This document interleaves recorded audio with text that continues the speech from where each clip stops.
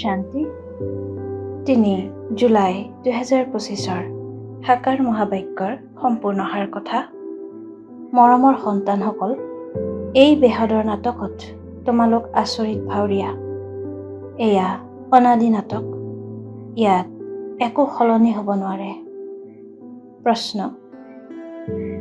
বুদ্ধিমান দূৰদৰ্শী সন্তানসকলেহে কোনটো গুৰৰ ৰহস্য বুজিব পাৰে? উত্তৰ: মূল লোককে ধৰি গোটেই ড্ৰামাৰ আদি মধ্য অন্তৰ যি গুৰৰ ৰহস্য, সেয়া দূৰদৰ্শী সন্তানসকলেহে বুজিব পাৰে। বীজ আৰু বৃক্ষৰ সম্পূৰ্ণ জ্ঞান তেওঁলোকৰ বুদ্ধিত থাকে।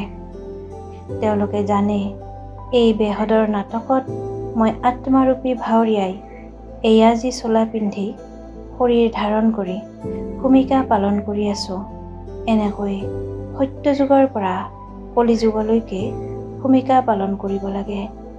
কোনো ভাৱৰীয়া মাজতে উভতি যাব নোৱাৰে। ধাৰণাৰ বাবে মুখ্য সাৰ: ১. বুদ্ধি জ্ঞান চিন্তনত ব্যস্ত কৰি ৰখাৰ অভ্যাস কৰিব লাগে।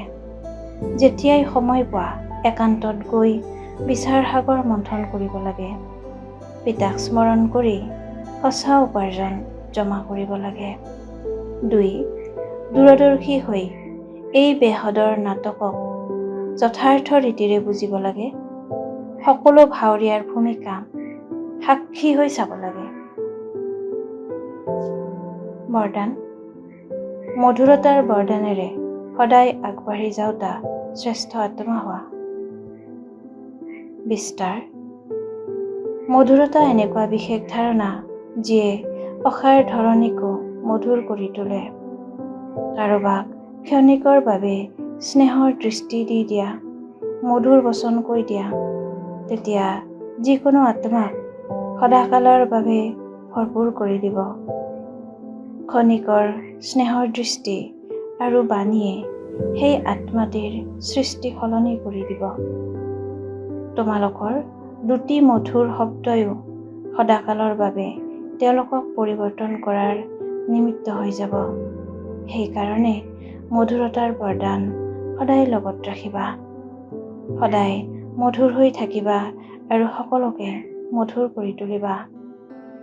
শ্লোগান: সকলো পৰিস্থিতিত ৰাজী হৈ থকা, তেতিয়া ৰাজযুক্ত হৈ যাবা। অব্যক্ত সংকেত: সংকল্প শক্তি জমা কৰি শ্ৰেষ্ঠ সেৱাৰ নিমিত্ত হোৱা।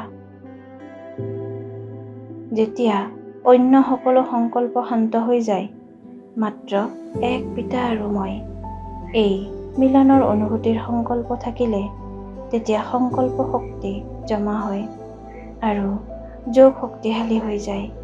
ইয়াৰ বাবে সমাহিত বা সামৰি লোৱা শক্তি ধাৰণ কৰা। সংকল্পত সম্পূৰ্ণ ব্ৰেক লাগক, ঢিলা নহয়। যদি 1 ছেকেণ্ডৰ সলনি অধিক সময় লাগি যায়, তেন্তে সমাহিত কৰাৰ শক্তি দুৰ্বল। ওম শান্তি।